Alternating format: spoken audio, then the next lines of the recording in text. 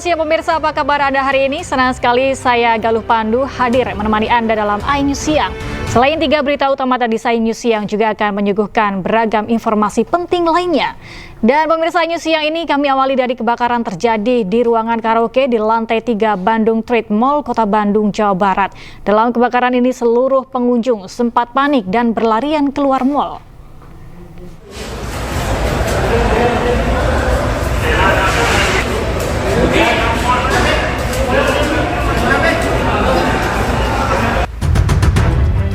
Kebakaran terjadi di Bandung Trade Mall di kawasan Jalan Ibrahim Aji, Kota Bandung, Jawa Barat. Asap mengepul dari bagian dalam mall hingga membuat seluruh pengunjung yang berada di dalam berhamburan keluar.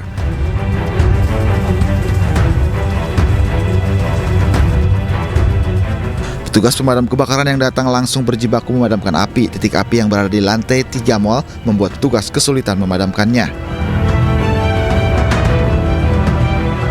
Menurut salah seorang saksi, api berasal dari salah satu ruangan karaoke di lantai 3. Banyaknya material yang mudah terbakar membuat ruang karaoke tersebut hangus terbakar hingga membuat seluruh mall dipenuhi asap tebal. Kalau aku mah berupaya mah cuma asap aja. Tadi pas masuk ke ruangan 3 ini asapnya udah terlalu banyak, kita nggak bisa langsung pada keluar. Total di dalam itu ada berapa ruangan? Ada 10. Ada 10. Yang terbakar baru satu atau semuanya itu? Belum tahu. Belum tahu. Tahu. Cek lagi karena tadi cuma baru satu. Baru satu juga itu nggak tahu kebakar atau masih normal. Soalnya tadi pas saya disuruh keluar masih normal. Cuma ada asap aja. Petugas pemadam kebakaran Kota Bandung menerjunkan 11 mobil pemadam kebakaran untuk menjinakkan api. Dari Bandung, Jawa Barat, Ervan David, iNews melaporkan. Pemirsa, aksi dramatis terjadi saat tim Jatantras Polrestabes Makassar terlibat kejar-kejaran dengan anggota geng motor. Polisi berhasil menangkap anggota geng motor yang kerap meresahkan masyarakat di Makassar, Sulawesi Selatan.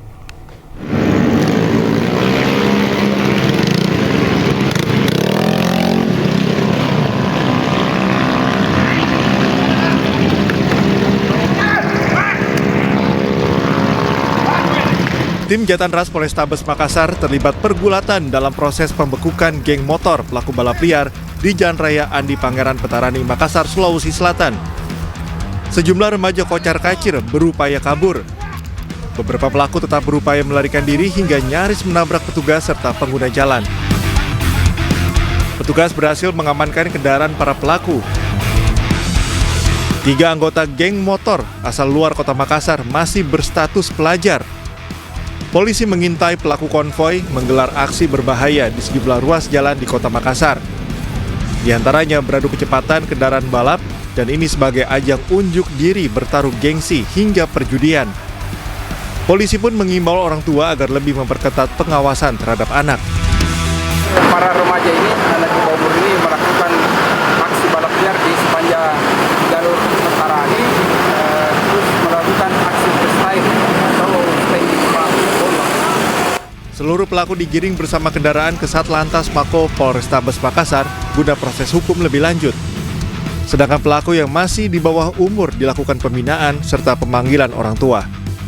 Dari Makassar, Sulawesi Selatan, Syahrul Adiaksa, iNews melaporkan.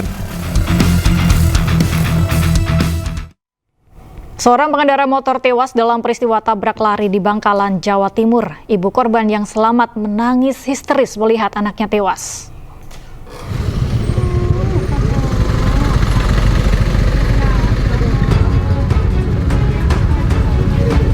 Naas, seorang pengendara motor berinisial AI, tewas dalam kecelakaan lalu lintas di Jalan Raya Galis, Gunung Gigir, Kabupaten Bangkalan, Jawa Timur. Ibu korban yang sebelumnya dibonceng korban hanya bisa menangis pilu melihat jenazah sang anak. Kecelakaan terjadi saat korban mengendarai sepeda motor berboncengan dengan ibunya dari arah barat. Namun saat sampai di lokasi, motor korban tiba-tiba diseruduk kendaraan roda 4 dari arah belakang. Korban pun terjatuh ke sisi kanan hingga terlindas kendaraan pelaku yang langsung melarikan diri ke arah timur. Akibat peristiwa ini, korban tewas ketika dengan luka parah di kepala, sementara ibu korban terjatuh ke sisi kiri dan mengalami luka ringan. Roda 2 yang dikendarai AI dan berboncengan dengan EA berjalan dari arah barat menuju ke timur. Sesampainya tempat kejadian diduga tertabrak oleh kendaraan. Untuk jenisnya masih dalam proses penyelidikan. Dari hasil olah tempat kejadian perkara, diduga pelaku kehilangan fokus saat berkendara sehingga sempat melaju oleng ke bahu jalan sisi kiri. Namun saat berusaha banting setir ke jalur kanan, pelaku malah menghantam motor korban. Usai kejadian, korban dievakuasi ke rumah sakit terdekat dan motor korban dibawa ke kantor polisi. Insiden tabrak lari ini masih ditangani unit Gakum Satlantas Polres Bangkalan. Dari Bangkalan, Jawa Timur, Taufik Syahrawi, iNews melaporkan. Polisi bersama warga di Ponorogo, Jawa Timur menggerebek gedung bekas sekolah yang dijadikan markas pelaku pencurian. Selain 4 orang pelaku, di lokasi ditemukan sejumlah barang bukti hasil curian. Di markas itu eksekusi. Kota Ama yang hilang. Sebuah gedung bekas sekolah digerebek warga dan polisi di Desa Kalisat, Ponorogo, Jawa Timur. Di lokasi polisi menemukan 4 orang remaja yang diduga pelaku pencurian. Sementara barang bukti yang ditemukan diantaranya sepeda motor yang dibongkar dan sejumlah uang tunai. Penggerebekan ini berawal dari laporan warga yang kehilangan sepeda motornya. Setelah pencarian, polisi dan warga berhasil menangkap salah satu pelaku yang akhirnya menunjukkan tempat persembunyiannya. Ya itu dihuni orang-orang anak-anak itu. Dikira anak-anak itu mungkin ya kurang mampu, akhirnya dikasih wong, kalau ada makan dari polsek itu dikasih loh Pak. Iya. Terus masyarakat sekitarnya buat ngertos nih Bu. Jadi kan tempat itu. Yo kaget Pak, wong mau naik aman-aman aja loh Pak. Yo sekitarnya kan polsek, gandeng polsek. Kini para pelaku diamankan di Mapolsek Ngerayun, Ponorogo untuk mempertanggungjawabkan perbuatan mereka. Dari Ponorogo, Jawa Timur, Ahmad Subeki, iNews melaporkan. Gara-gara putus cinta, pemirsa, seorang pemuda di Kota Pangkal Pinang, Bangka Belitung mengancam polisi dengan senjata tajam. Aksi penangkapan berlangsung dramatis. Jatuhan. Betul. Sini kah? Derap kah? Derap kah? Inilah detik-detik saat tim Buser Naga Polresta Pangkal Pinang hendak mengamankan seorang pemuda di Kota Pangkal Pinang, Bangka Belitung. Penangkapan pelaku berlangsung dramatis lantaran pelaku mengancam polisi dengan senjata tajam. Sini kau! Kau aku lawan sini! Yuk! Maju kau! Polisi pun terpaksa melepaskan beberapa kali tembakan peringatan. Namun aksi pelaku kian tak terkendali. Pelaku melakukan aksinya lantaran diduga depresi akibat putus cinta dengan pacarnya. Pelaku akhirnya berhasil diringkus meskipun terus memberontak saat akan diamankan. Bertujuan baik, ingin menyelamatkan ataupun mengamankan beliau. Namun pemuda tersebut tidak terima pada saat ditegur. Lalu dia mengambilkan sebuah parang dan mengayunkan serta mengejar petugas tersebut. Saat ini pelaku diamankan di Polresta Pangkal Pinang untuk proses penyelidikan serta memeriksa kesehatan dan psikologis pelaku. Dari Pangkal Pinang, Bangka Belitung, Haryanto, iNews melaporkan. Beralih ke kasus lain, pemirsa, sopir penganiaya dokter koas di Palembang, Sumatera Selatan ditetapkan sebagai tersangka. Polisi menyebut motif pelaku menganiaya korban karena kesal dengan perilaku korban yang dianggap tidak sopan kepada majikannya.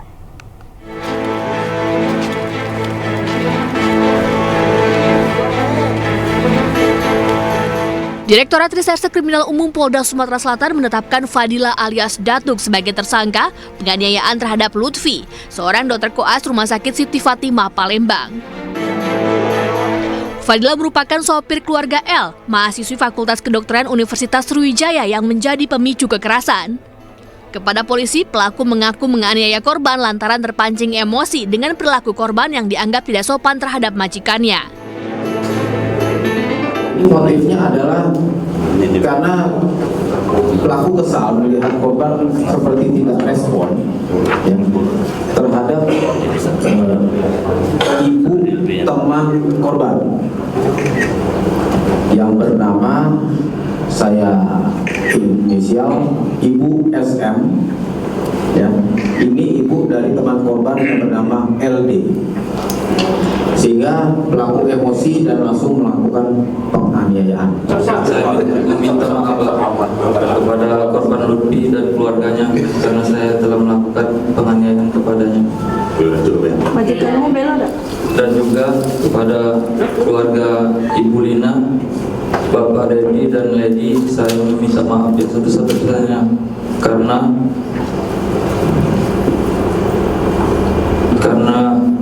masalah ini mereka terkena imbasnya dari perbuatan saya, Pak. Tersangka dijerat dengan pasal 351 ayat 2 KUHP dengan ancaman pidana 5 tahun penjara.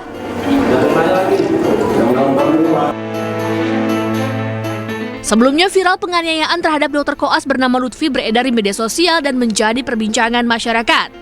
Diduga pemukulan dipicu adanya perselisihan mengenai jadwal piket akhir tahun di Rumah Sakit Siti Fatimah antara Lutfi dengan rekannya sebagai dokter koas. Akibat peristiwa ini, korban bernama Lutfi dirawat di Rumah Sakit Bayangkara Palembang karena mengalami luka di bagian gigi dan muka. Tim Liputan, iNews melaporkan. Sempat dinyatakan hilang selama 2 hari, seorang pelajar perempuan berinisial AS berusia 12 tahun, warga Dusun 3, Serdang Bedagai, Sumatera Utara, ditemukan meninggal dunia. Ironisnya, jasad korban ditemukan di area perkebunan sawit dengan kondisi dibungkus karung.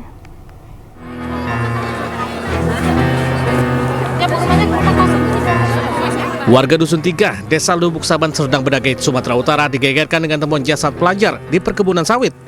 Aparat Polsek Pantai Cermin yang menerima laporan tiba di lokasi dan menggelar olah TKP serta memeriksa sejumlah saksi. Petugas menemukan jasad korban berada dalam karung. 1 buah helm turut ditemukan petugas di lokasi sebagai barang bukti. Jasad korban diketahui berinisial AS telah dikabarkan menghilang selama 2 hari, dievakuasi ke Rumah Sakit Bayangkara di Kota Tebing Tinggi untuk dilakukan autopsi. Ini kan lagi proses ujian, jadi hari Kamis dia masih ujian. Cuman nggak pulang ke rumah, selesai ujian jam 11 tidak pulang lagi ke rumah. Cuman mengantarkan temannya di sekitar dekat rumahnya ini juga. Dia pagi dia kan jemput kawannya kan, pagi. Pokoknya adiknya kan sekolah SD kelas 1. Dia bilang antar lu adik dulu, baru belum tinggi kan gitu kan. Dia udah berdua sama kawannya sini. Sekalian orangnya tarik 3 kan, ke sekolah SD. Tapi kan rumahnya nggak tahu lah kan. Usai dilakukan autopsi, jasad korban lalu dimakamkan di TPU Muslim yang berada tak jauh dari rumahnya. Kasus kematian korban telah ditangani pihak kepolisian Resort Serdang Bedagai. Dari Serdang Bedagai, Sumatera Utara, Wahyu Rustandi, iNews melaporkan. Pemirsa, sebuah video amatir merekam pengendara sepeda motor yang menerobos palang perlintasan kereta api hingga nyaris tertabrak di kawasan perlintasan Laswi, Kota Bandung. Beruntung, motor tersebut selamat meski kereta sudah akan melintas.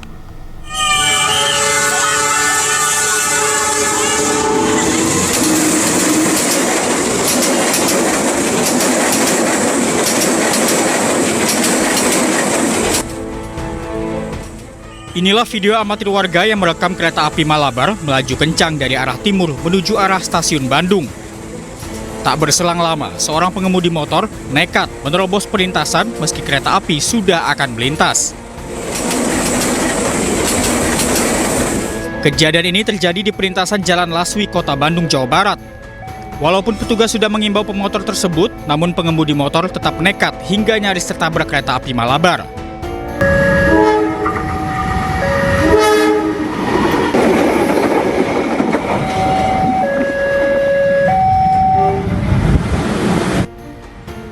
Meski PT KAI sudah memasang beberapa rambu peringatan serta menggelar sosialisasi tertib berlalu lintas di pintu perlintasan, namun masih banyak warga yang kurang sadar akan bahayanya menerobos perlintasan kereta api.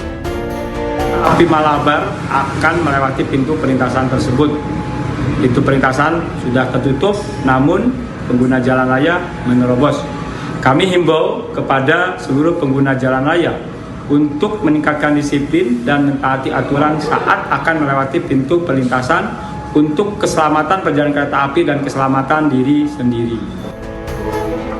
PT KAI Daop 2 Bandung mengimbau masyarakat mematuhi aturan terkait perlintasan sebidang agar tidak terjadi kecelakaan di perlintasan kereta api. Dari Bandung, Jawa Barat, Ervan David, iNews melaporkan.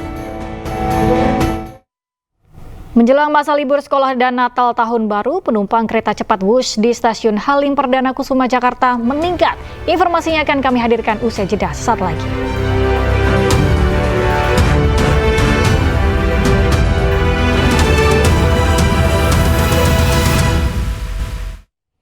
Anda kembali menyaksikan iNews Siang pemirsa, menjelang masa libur sekolah dan Natal tahun baru.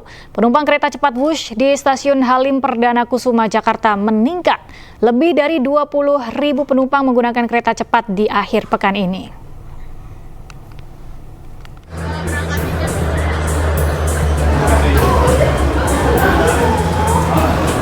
Beginilah suasana di stasiun kereta cepat Wush di kawasan Halim Makassar, Jakarta Timur. Peningkatan penumpang yang menggunakan kereta cepat, baik yang menuju Jawa Barat maupun sebaliknya, terlihat sangat signifikan.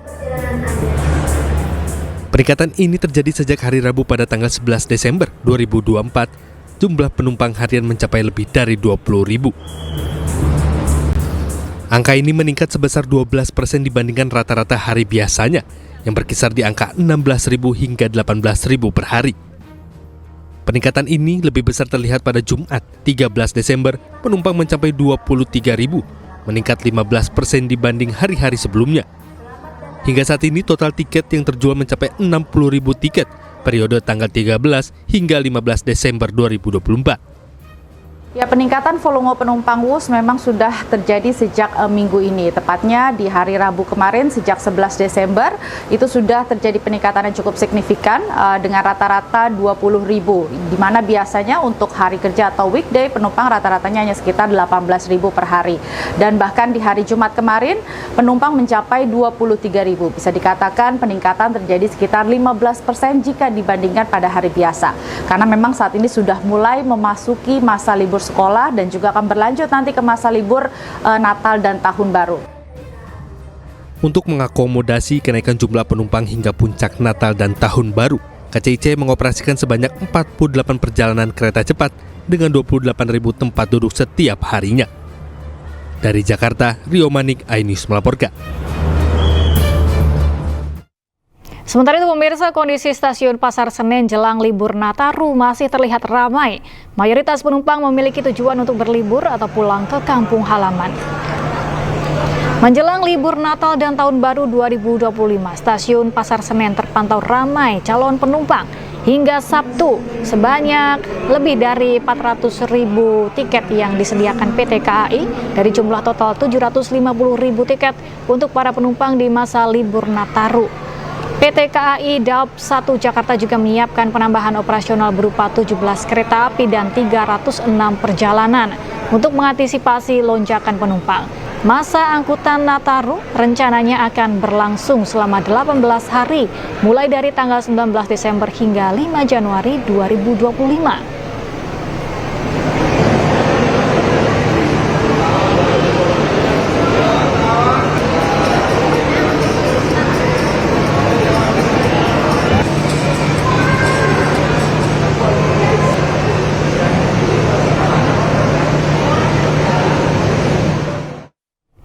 Dan pemirsa, untuk mengetahui jelang libur sekolah dan Nataru sudah ada rekan kami, Hamzah Hasibuan di Stasiun Pasar Senen, Jakarta. Ya, halo, selamat siang Hamzah. Bagaimana situasi saat ini di sana? Ya, selamat siang Galuh dan juga pemirsa. Saat ini kondisi Pasar Senen Jakarta Pusat seperti yang bisa dilihat, stasiun Pasar Senen ini masih tidak terlihat adanya kepadatan menjelang libur Natal dan Tahun Baru. Kami juga sebelumnya sempat bertanya kepada beberapa orang yang membawa keluarga dan anak-anak karena saat ini momennya mereka adalah ingin berlibur dan pulang ke kampung halaman. Selain itu, masa angkutan Nataru ini juga akan dimulai sekitar tanggal 19 Desember 2024 mendatang hingga 5 Januari 2025, yaitu selama 18 hari. Namun hingga Sabtu kemarin, tepatnya pertanggal 14 Desember 2024, PT KAI juga menginformasikan bahwa masih terdapat sekitar 60% dari 750.000 tiket yang disediakan atau sekitar 400.000 lebih tiket yang bisa dibeli oleh para pengguna kereta untuk mudik di momen libur Natal dan Tahun Baru tahun ini. Selama masa Nataru ini juga PT KAI Daop 1 khususnya di Stasiun Pasar Senen menyediakan penambahan sekitar 17 operasional kereta api, ditambah juga dengan 306 perjalanan yang digunakan ataupun disiapkan untuk mengakomodasi tingginya jumlah penumpang yang diprediksi akan terjadi pada minggu depan. Sementara itu, Galuh. Ya, Hamzah, baik, terima kasih telah melaporkan langsung dari kawasan Pasar Senen. Kami ucapkan terima kasih dan selamat bertugas kembali. Pemirsa, kita menuju ke informasi selanjutnya. Jelang liburan sekolah dan Nataru 2025, calon penumpang yang akan menyeberang ke Pulau Sumatera melalui Pelabuhan Penyeberangan Merak untuk melakukan reservasi pembelian tiket kapal. Kepada seluruh calon pengguna yang berencana menyeberang selama periode angkutan Natal dan Tahun Baru untuk mendapatkan tiket sehari sebelum melakukan keberangkatan. Hal itu dilakukan guna mengantisipasi terjadinya antrian penumpang maupun kendaraan.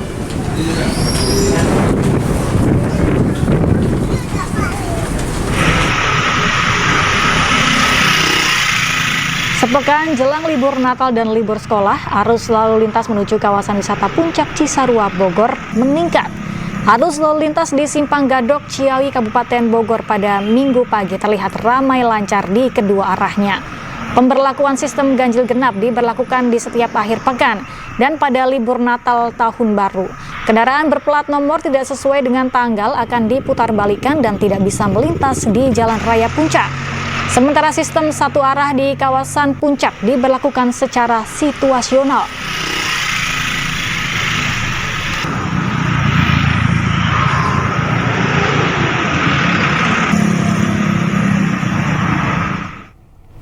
Pemirsa, untuk memantau suasana jelang libur sekolah dan Nataru, sudah terhubung dengan kami rekan Iskandar Nasution di Pelabuhan Merak dan rekan Wildan Hidayat di kawasan Simpang Gadok, Kabupaten Bogor, Jawa Barat. Kita terlebih dahulu ke rekan Iskandar Nasution di Pelabuhan Merak dan selanjutnya akan lanjut ke rekan Hidayat. Namun sebelumnya kita ke Merak, kepada Iskandar, bagaimana situasi di Pelabuhan Merak pada jelang Natal dan Tahun Baru ini? Selamat siang, Galuh. Ya, pemirsa, dapat saya informasikan bahwasannya pada hari Minggu hari ini Pelabuhan Merak terpantau lancar ya. Demikian karena cuaca juga di Pelabuhan Merak ini memang cukup cerah, walaupun tadi pagi sempat diguyur hujan ringan. Nah, untuk memperlancar pelayaran, pihak ACP Pelabuhan Merak menghimbau kepada para penumpang, para calon penumpang begitu, untuk datang pada jam dan waktu yang ditentukan agar tidak ada antrian panjang yang mengakibatkan di pelabuhan akan menjadi terlihat menumpuk. Nah, untuk saat ini pihak Dirjen Perhubungan Laut telah melakukan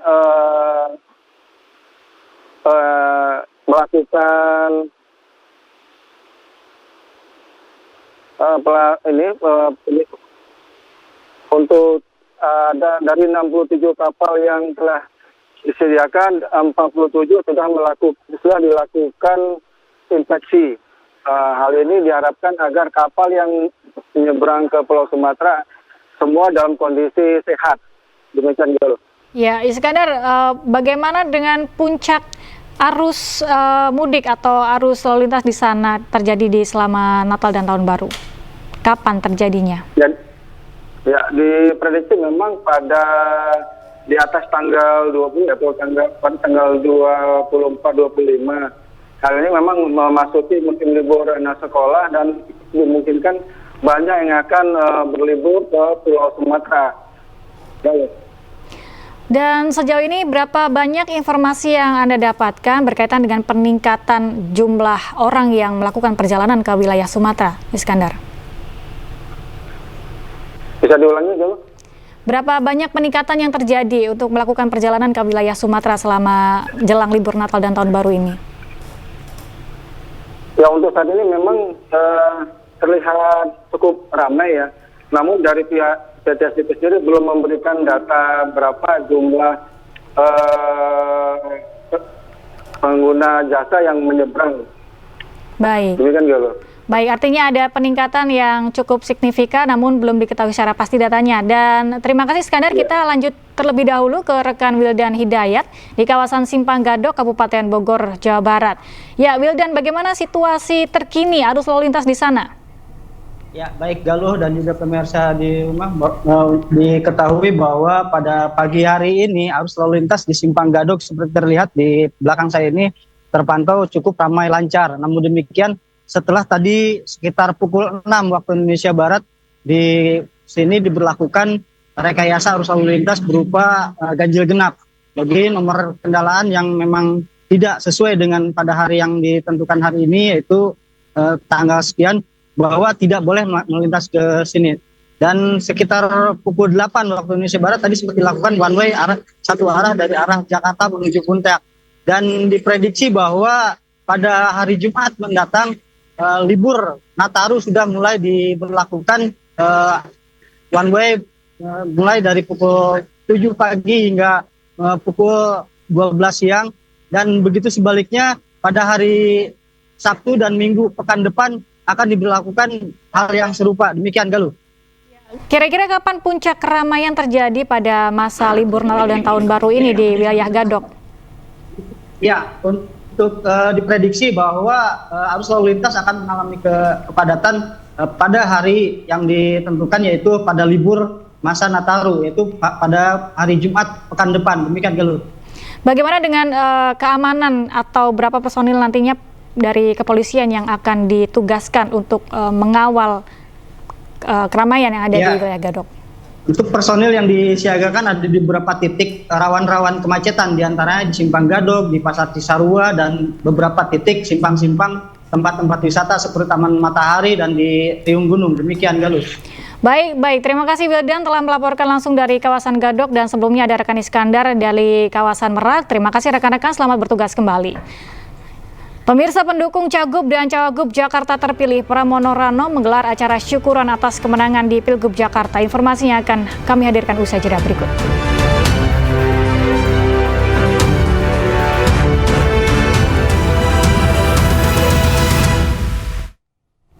Hanya siang kembali menjumpai Anda pemirsa. Pendukung Cagup dan Cawagup Jakarta terpilih Pramono Rano menggelar acara syukuran atas kemenangan di Pilgub Jakarta. Syukuran juga dihadiri Pramono Anung dan Rano Karno serta tim relawan.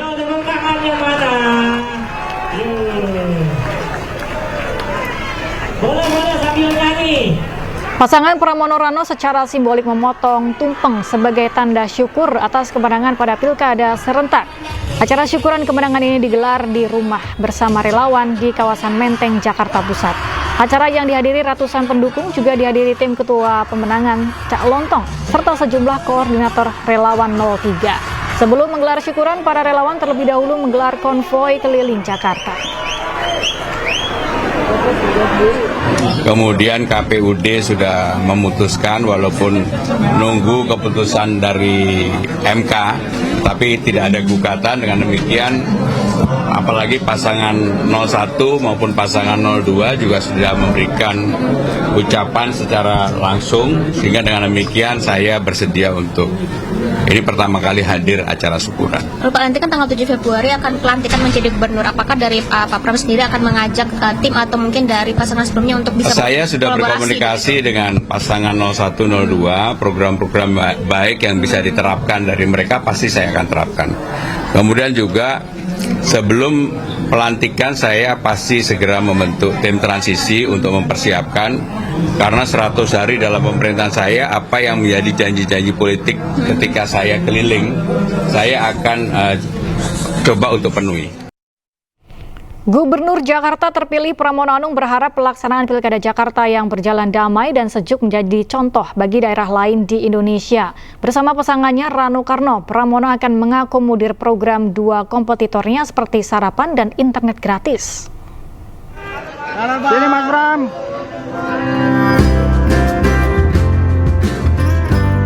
Gubernur Jakarta terpilih Pramono Anung mengaku telah menerima ucapan selamat dari dua pasangan Cagup Cawagup Jakarta, Ridwan Kamil Suswono dan Dharma Pongrekun Kunwardana. Pramono juga menyampaikan terima kasih kepada kedua paslon dan warga Jakarta yang telah menyukseskan pelaksanaan pilkada dengan damai dan sejuk. Politikus PDI Perjuangan ini berharap pilkada Jakarta menjadi contoh bagi daerah lain di Indonesia. Bersama pasangannya Rano Karno, Pramono akan berkonsentrasi membangun kembali Jakarta dan akan mengakomodir program dua kompetitornya seperti sarapan dan internet gratis bagi warga Jakarta. Program mengenai sarapan pagi gratis kan saya sama dengan juga 01 maupun 02, internet gratis dan sebagainya. Sehingga dengan demikian apa hal yang baik untuk masyarakat, untuk itu pasti saya akan tidak lanjut. Sebelumnya pasangan Cagup-Cawagup nomor urut 1 Jakarta, Ridwan Kamil Suswono, memberikan selamat kepada pasangan Pramono Rano. Ridwan Kamil juga mengakui kekalahannya dalam kontestasi pemilihan Gubernur Jakarta 2024. Hal ini diumumkan usai tim Ridho batal ajukan gugatan hasil pilkada ke MK dengan batas waktu yang telah ditentukan. Ridho lantas menitipkan aspirasi dari para pendukungnya kepada Pramono Rano.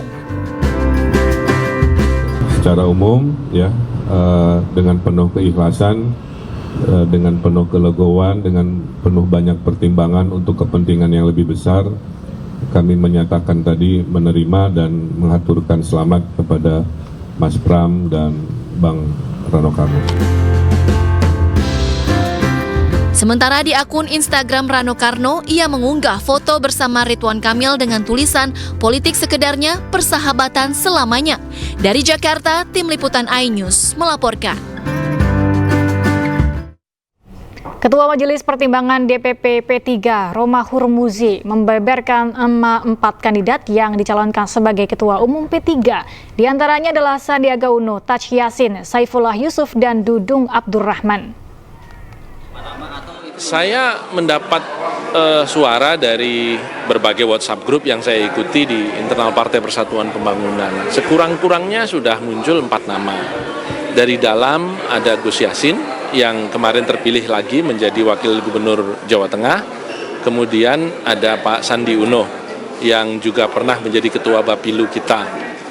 Bahkan Pak Sandi kemarin juga sudah sempat menyampaikan yang memang tidak secara eksplisit tetapi perhatiannya secara nasional terhadap kebutuhan P3 untuk naik kembali. Dari luar yang muncul di antara kader ini ada nama Gus Saifullah Yusuf atau Gus Ipul yang tadi juga beliau langsung menelpon saya menyampaikan apa iya betul nama saya disebut karena beliau membaca berita. Saya bilang ya itu yang saya tangkap di pembicaraan WhatsApp grup kader-kader partai dan juga yang kemarin muncul di arena Bimtek. Juga nama Pak Dudung Abdurrahman yang mantan Kasat dan beliau juga sekarang Wanhatsus Press. Setidak-tidaknya 4 nama.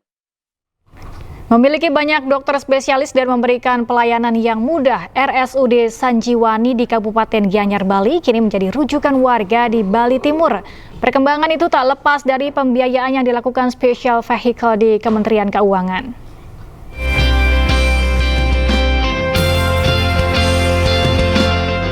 Beginilah suasana di RSUD Sanjiwani, Kabupaten Gianyar, Bali yang tak pernah sepi dari pasien yang hendak berobat. Sejak dilakukan pengembangan bertahap mulai dari 2016, RSUD Sanjiwani mencatat kenaikan jumlah kunjungan rawat jalan sebesar 61,5%. Pendapatan rumah sakit ini juga tumbuh signifikan sebesar 192,55% dari tahun 2019 hingga 2023. Pertumbuhan ini diantaranya didorong oleh bertambahnya jenis layanan yang ditawarkan sehingga jumlah pasien pun meningkat. Kebanyakan yang datang ke kita adalah bervariasi Bu ya, yang paling banyak bedah, kemudian penyakit dalam. Karena kita dalam rujukan Bali Timur, biasanya pasien-pasien itu akan dirujuk bikin ke sini dari rumah sakit swasta dan dari puskesmas Bu. Di sini lumayan baik sih ya, karena kan saya baru pertama kali juga, jadi belum tahu juga untuk keseluruhannya. Tapi sejauh ini sudah lumayan baik. Saya pakai BK, bantuan kabupaten. Bantuan kabupaten. Ya. Itu sama juga digratiskan juga dari Iya, digratiskan. Perkembangan di RSUD Sanjiwani tak lepas dari pembiayaan yang dilakukan Special Vehicle di Kementerian Keuangan PT Sarana Multi Infrastruktur. Sejak tahun 2016, Pemda Gianyar tercatat telah mengakses pembiayaan dari PT SMI sehingga secara bertahap mampu membangun gedung pelayanan, menambah alat kesehatan, dan perluasan poliklinik eksekutif. Hari ini kita bisa saksikan bersama bagaimana pembiayaan itu benar-benar bermanfaat bagi poliklinik ini. Tadi kan teman-teman udah lihat ya, baik di poliklinik rawat inap, poliklinik jantung, poliklinik penanganan yang lainnya bedah, itu luar biasa. Kami sangat bergembira bahwa kontribusi kami, pinjaman kami ke rumah sakit ini benar-benar bisa dimanfaatkan dengan baik. Rumah sakit menjadi sektor terbesar kedua dengan cakupan 37% dalam pemanfaatan pembiayaan daerah reguler yang diberikan oleh PT SMI. Kabupaten Gianyar menjadi salah satu contoh daerah yang memanfaatkan pembiayaan publik ini. Salah satunya digunakan untuk pengembangan RSUD Sanjiwani yang saat ini telah dijadikan rujukan bagi pasien di wilayah timur Pulau Dewata. Tim Liputan iNews melaporkan. Pemirsa, selanjutnya iNews Siang akan dibawakan oleh Aulia Wardani. Halo, selamat siang Aulia. Halo, ada siang, berita Galuh. apa atau informasi apa di segmen selanjutnya? Ya pemirsa, di segmen selanjutnya ada 3 warga yang mengalami luka usai tertimpa pohon besar di Kota Bekasi, Jawa Barat. Informasinya kami hadirkan usai jeda, tetap bersama kami.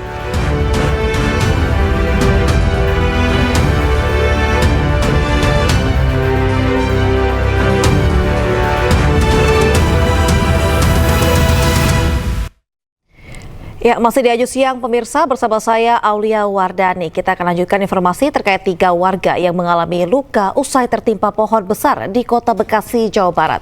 Bahkan 1 dari 3 korban mengalami luka cukup serius dan langsung dilarikan ke rumah sakit terdekat. Bininya Tami.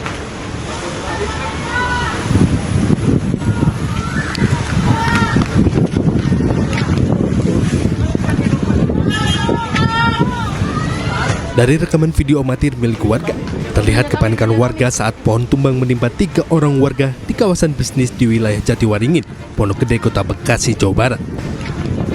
Bahkan 1 dari 3 korban yang tertimpa pohon ini sempat terjepit batang pohon berukuran besar dan mengalami luka yang cukup serius di bagian kepala. Warga bersama petugas kepolisian Polsek Pondok Gede langsung evakuasi korban ke rumah sakit terdekat. Tumbangnya pohon berukuran besar ini usai diterjang angin kencang yang disertai hujan. Angin kencang. Iya. Ini emang pohon udah miring atau bagaimana? Pohon mah kelihatan sih normal aja. Iya, normal aja. Anginnya kencang banget tadi. Angin kencang banget tadi. Barang hujan nggak tadi? Rintik-rintik Bang. Oh, rintik-rintik. Iya. Nah, tadi katanya ada korban kejepit. Kejepit aja sih Bang. Tapi nggak sampai meninggal. Melaksanakan evakuasi, informasi nggak ada. Pas setelah kita selesai evakuasi, ternyata ada korban 1 orang yang tertimpa. Tertimpa itu kondisinya seperti apa Bang? Kondisinya awalnya sadar, tapi sekarang sedang dilakukan tindakan lanjut dibawa ke rumah sakit. Saat ini korban yang tertimpa pohon masih mendapatkan perawatan di rumah sakit untuk mendapatkan penanganan lebih lanjut. Sementara itu petugas masih mengevakuasi pohon yang tumbang tersebut untuk mengurangi kemacetan. Dari Bekasi, Jawa Barat, Rahmat Hidayat, iNews melaporkan. Pemirsa, waspada curah hujan tinggi rawan terjadi banjir. Di Kabupaten Subang, Jawa Barat, banjir merendam lebih dari 1.000 rumah warga. Sementara di Kabupaten Jombang, Jawa Timur, banjir yang berangsur cukup lama merusak barang dan juga fasilitas rumah warga.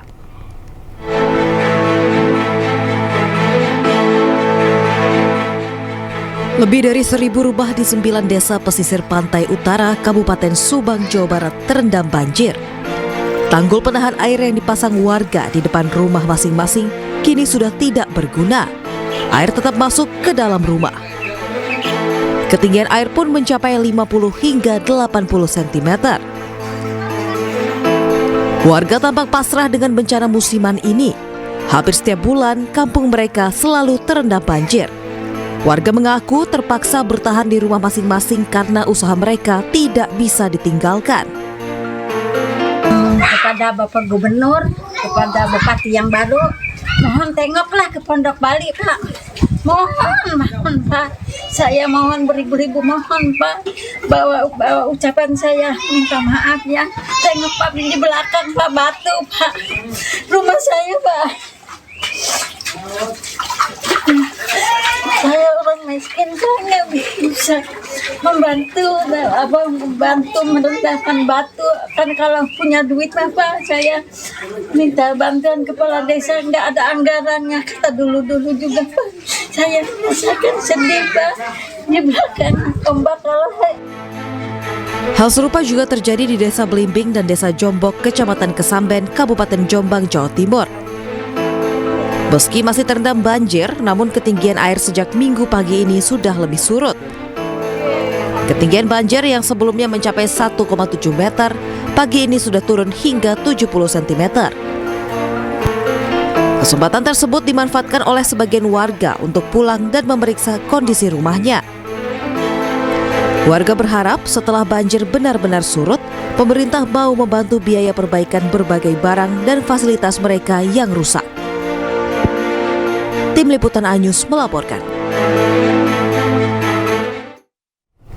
Diduga lepas dari pengawasan orang tua, bocah perempuan terpeleset dan tercebur hingga hilang terseret arus sungai di Desa Pleret, Bantul, Yogyakarta.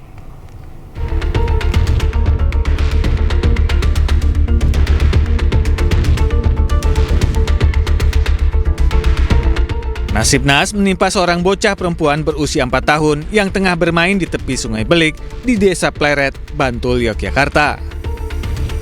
Alina Nukma Sakda hilang setelah tercebur sungai sedalam 1 meter. Puluhan petugas SAR, BPBD serta relawan membantu pencarian korban dengan menyisir aliran Sungai Belik hingga ke muara Sungai Opak. Petugas BPBD Kabupaten Bantul juga mengerahkan drone untuk mencari keberadaan korban. Namun hingga malam hari, tubuh korban belum bisa ditemukan. Kita bersama BPBD, kemudian tim Basarnas sudah dilakukan pencarian di sisi sungai sampai Sungai Opak. Namun belum ditemukan. Selanjutnya kita koordinasi untuk membuat posko selama 3 hari, nanti penanganan langsung oleh Basarnas. Menyisir ke wilayah dalam sungai, masuk ke sungai masih belum bisa dilakukan. Sore hari ini kita laksanakan pencariannya dengan penyisiran di tepi sungai, dari sisi barat dengan pengecekan dengan bambu. Serta kemudian jika nihil nanti malam kita lakukan pemantauan di dam lokasi kejadian dan di dam Singget. Proses pencarian akan kembali dilanjutkan dengan menyisir area yang lebih luas. Dari Bantul, Daerah Istimewa Yogyakarta, Trisna Purwoko, iNews melaporkan. Pemirsa, pelaku penganiayaan terhadap balita 3,5 tahun di Kabupaten Jombang, Jawa Timur akhirnya ditangkap polisi. Dan ironisnya pelaku sengaja menganiaya korban hingga tewas hanya karena ingin mendapatkan cinta ibu korban.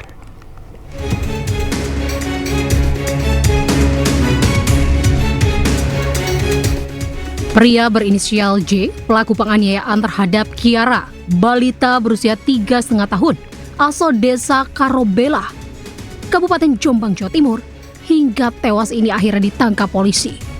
Ironisnya, J ternyata merupakan pacar dari ibu korban sendiri. Diketahui dalam aksinya, pelaku dibantu Z, keponakan ibu korban. Dari hasil pemeriksaan, Z mengaku bersedia membantu pelaku utama lantaran dendam dan sakit hati pada ibu korban yang kerap berkata kasar. Sementara J mengaku tega menganiaya korban hingga tewas karena korban dianggap menghalangi niatnya untuk menikahi ibunya. Sebelum menganiaya korban hingga tewas, pelaku sudah berusaha membunuh korban dengan cara meracunnya, menggunakan racun tikus namun gagal. Pelaku selanjutnya menganiaya korban yang saat itu dalam kondisi rewel hingga tewas. Akibat perbuatannya, kedua pelaku terancam akan dijerat dengan pasal pembunuhan berencana dengan ancaman hukuman maksimal 15 tahun kurungan. Karena racun tikus yang bertekstur cairan ini habis, hari Selasa dia membeli lagi racun tikus yang bertekstur bubuk, yang mana juga dituangkan dalam susu maupun gelas yang sering digunakan untuk diminum oleh korban. Sehingga pada saat hari Rabu, pelaku utama mengajak korban ke rumah pelaku. Di situ diindikasikan ada kekerasan karena pada saat itu ada rewel. Sebelumnya, warga desa Karobelah, Mojo Agung, Kabupaten Jombang, Jawa Timur digegerkan dengan tewasnya Kiara, balita 3,5 tahun.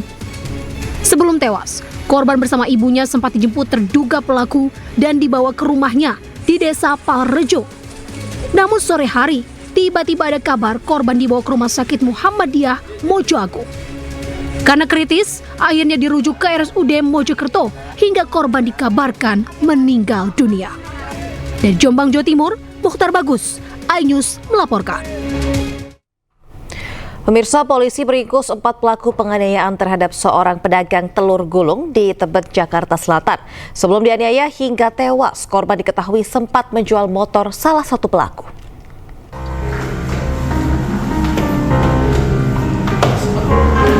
Empat pria berinisial AS, MF, R, dan AR hanya bisa tertunduk malu saat dihadapkan ke depan awak media.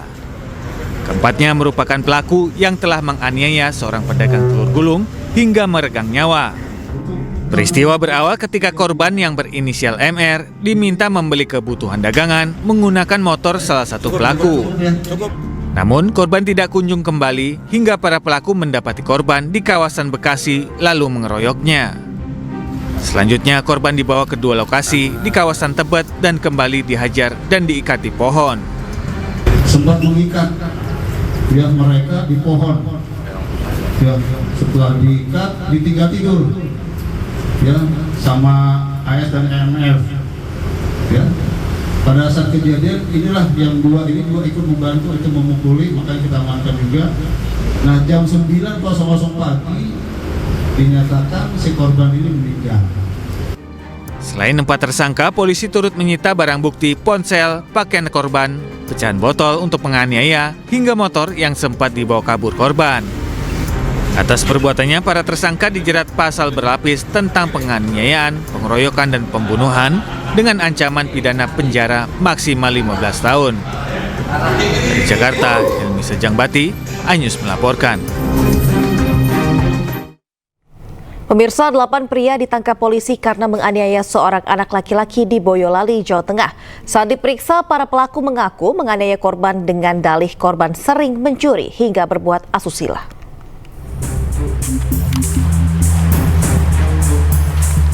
Delapan pria harus berurusan polisi karena menganiaya seorang bocah di bawah umur di Boyolali, Jawa Tengah. Mereka menganiaya korbannya dengan cara dipukuli hingga ditendang, bahkan mencapit jarinya dengan tang.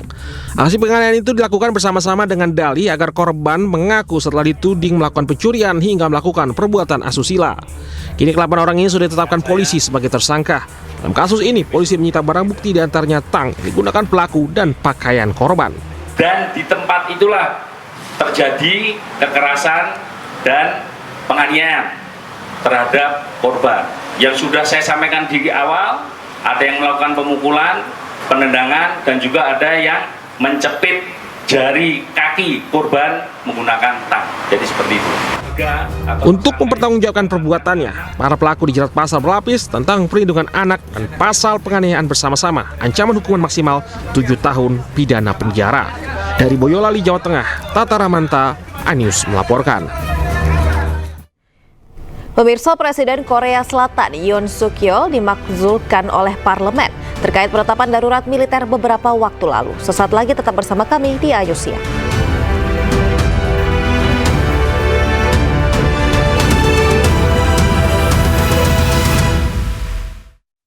Pemirsa, polisi bersama warga di Ponorogo, Jawa Timur menggerebek gedung bekas sekolah yang dijadikan markas pelaku pencurian.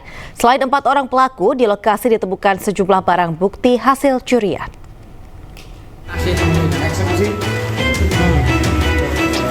Kota amal yang bilang.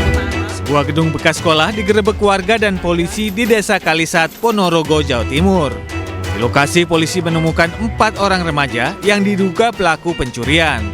Sementara barang bukti yang ditemukan diantaranya sepeda motor yang dibongkar dan sejumlah uang tunai. Penggerebekan ini berawal dari laporan warga yang kehilangan sepeda motornya. Setelah pencarian, polisi dan warga berhasil menangkap salah satu pelaku yang akhirnya menunjukkan tempat persembunyiannya. Ya itu dihuni orang-orang anak-anak itu. Dikira anak-anak itu mungkin ya kurang mampu, akhirnya dikasih wong, kalau ada makan dari polsek itu dikasih loh Pak.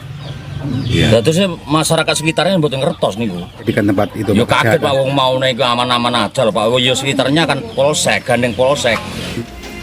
Kini para pelaku diamankan di Mapolsek Ngerayun, Ponorogo untuk mempertanggungjawabkan perbuatan mereka.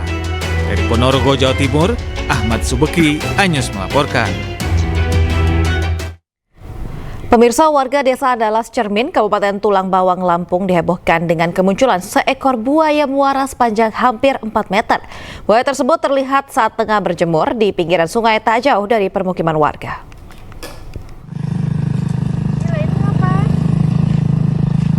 Kuwi lho. Bener gambare. Lah kuwi boyohne lho. Boyo.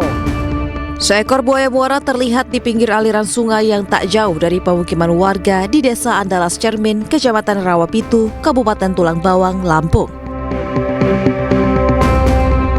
Buaya muara sepanjang hampir 4 meter ini terlihat sedang berjemur di pinggir sungai, sembari membuka mulutnya dan sontak membuat heboh warga.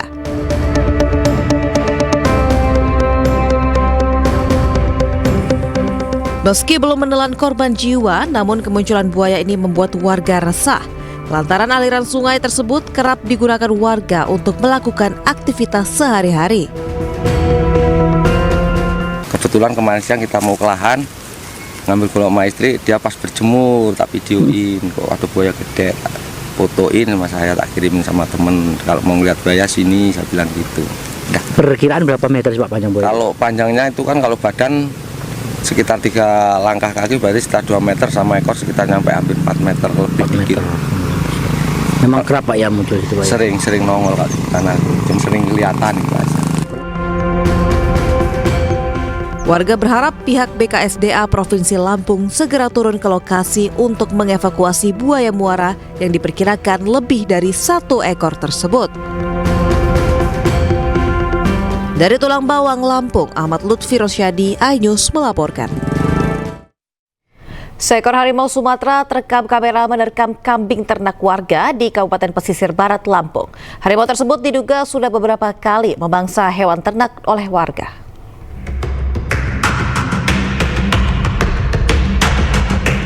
Rekaman kamera jebakan menangkap gambar seekor harimau Sumatera tengah memaksa seekor kambing milik warga di kawasan Atar Menanggung, Kabupaten Pesisir Barat, Lampung. Harimau tersebut diduga kembali ke lokasi untuk mengambil sisa kambing yang sebelumnya dimangsa.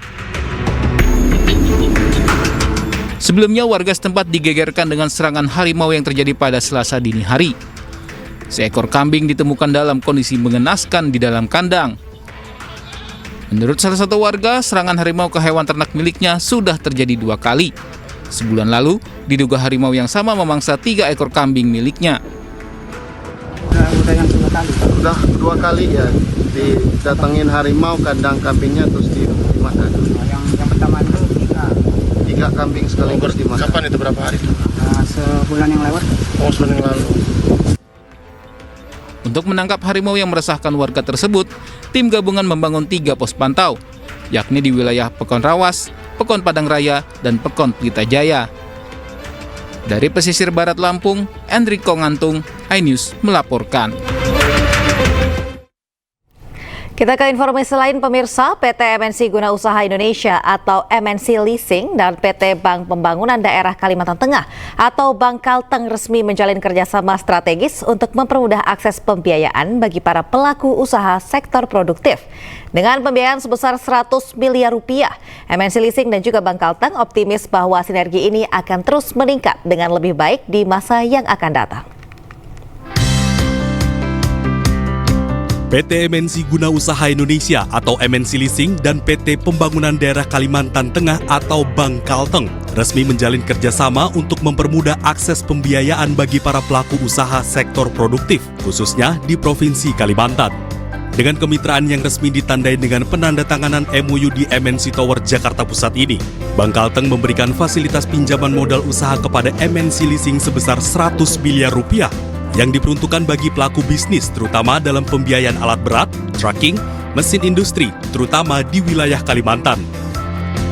Pembiayaan yang kami harapkan itulah pembiayaan yang mendukung bagaimana sektor pertambangan, sektor pertanian, dalam hal ini subsektor perkebunan, sawit ya, dan yang lainnya juga ikut bisa berkembang dengan dukungan pembiayaan alat-alat berat ya, sebagai sarana penunjang percepatan. Salah satu fokus pembiayaan kami memang di daerah Kalimantan, ya, di mana kami yakini daerah Kalimantan sekarang menjadi salah satu magnet pertumbuhan ekonomi yang luar biasa. Ya, dan ini sesuai dengan sektor pembiayaan yang kita lakukan. Jadi kita pembiayaan itu di sektor pembiayaan alat berat, trucking, machinery, di mana fokus ke sektor-sektor pertambangan, perkebunan, kemudian farming juga, dan juga sektor industri lainnya. MNC Leasing dan Bank Kalteng optimis bahwa kerjasama ini akan meningkat dengan lebih baik di masa mendatang di berbagai sektor, serta dapat memberikan solusi pembiayaan yang lebih efektif dan akan berdampak positif bagi perekonomian di Indonesia. Dari Jakarta, Anissa Septiarani, Dede Rudi, iNews melaporkan. Eko Event Festival Tanjung Waka tahun 2024 di Kabupaten Kepulauan Sula, Maluku Utara kembali digelar.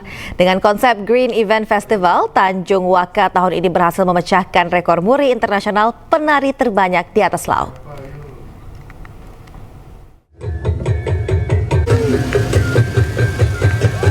(1.500) penari yang merupakan anak-anak dari nelayan dan petani serta masyarakat Kabupaten Sula, Maluku Utara menarikan tarian laka-baka di atas perahu dengan diiringi musik. Tarian ini berhasil memecahkan rekor muri internasional. Persembahan ini merupakan bagian dari rangkaian Eko Event Festival Tanjung Waka 2024 yang menggabungkan seni budaya dengan kampanye pelestarian lingkungan.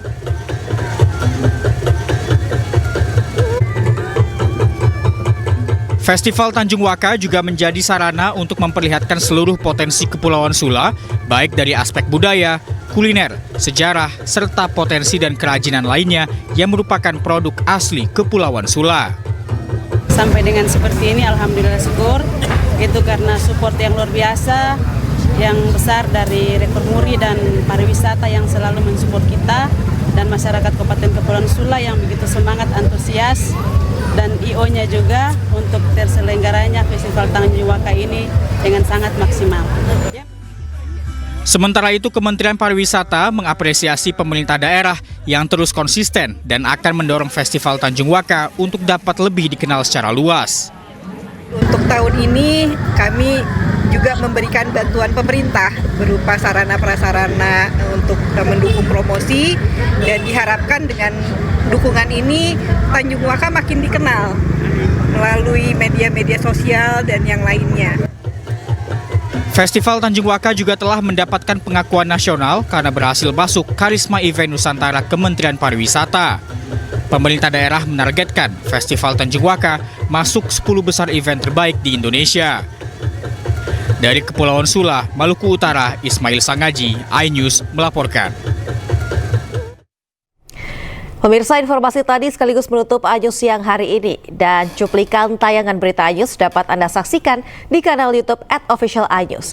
Saya Aulia Wardani pamit undur diri, selamat beraktivitas dan sampai jumpa.